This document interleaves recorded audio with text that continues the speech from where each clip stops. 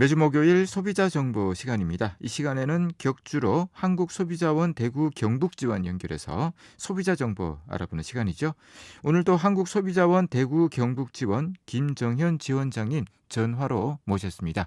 지원장님 안녕하세요. 네, 안녕하세요. 오늘은 숙박시설과 관련된 소비자 정보를 말씀해 주신다고요?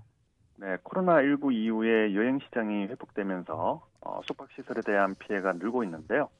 오늘은 연도별로 어느 정도 피해 구제 접수가 되고 있고 또 어떤 이유로 분쟁이 발생하고 있는지 그리고 숙박 플랫폼을 대상으로 발생하는 분쟁 비중은 어느 정도 되는지 등에 대해서 말씀을 드리겠습니다. 숙박시설 관련 분쟁이 매년 늘고 있다고 말씀을 하셨는데 한국소비자원에 접수되는 피해 구제 사건의 규모는 어느 정도 됩니까?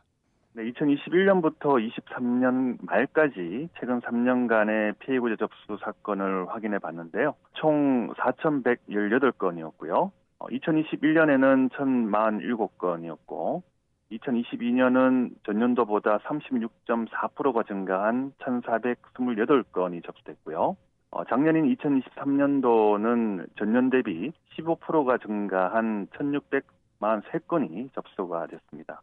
그리고 올해는 3분기인 9월 말까지를 보면 1,449건이 접수됐는데요. 분기당 약 500여 건 정도 접수됐다고 보면 올해 말까지 2,000여 건 가까이 될 것으로 예상하고 있습니다. 네. 숙박시설 관련 분쟁들을 보면 10건 가운데 8건이 계약 해지와 관련이 된 내용이었다면서요.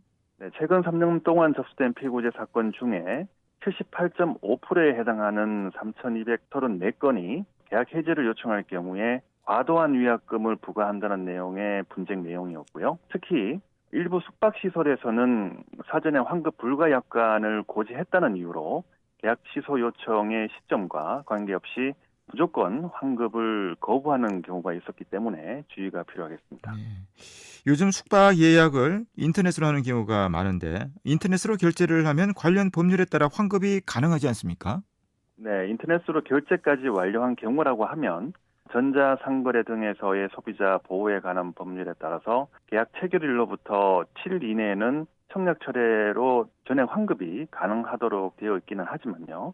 이용 예정일에 임박해서 취소를 하는 경우에는 재판매가 불가하다는 사유로 청약 철회가 제한될 수도 있다는 점 유의하시는 게 좋겠습니다. 인터넷 예약인 경우라도 청약 철회가 되지 않는 경우가 있을 수 있다는 사실 참고하면 좋을 것 같습니다. 요즘은 이 숙박 플랫폼을 통해 가격 비교를 하는 소비자들이 참 많습니다. 전체 건수 중에 숙박 플랫폼의 비중은 어느 정도 되죠? 최근 3년간 100건 이상 접수된 플랫폼으로 구분을 했고요. 해당 플랫폼은 여기어때, 아고다, 야놀자, 네이버, 에어비앤비, 부킹닷컴, 티몬으로 7개의 숙박 플랫폼이 해당되는데요. 피해구제 사건은 2,374건으로 전체 건수 중에 57.6%를 차지하고 있었고요.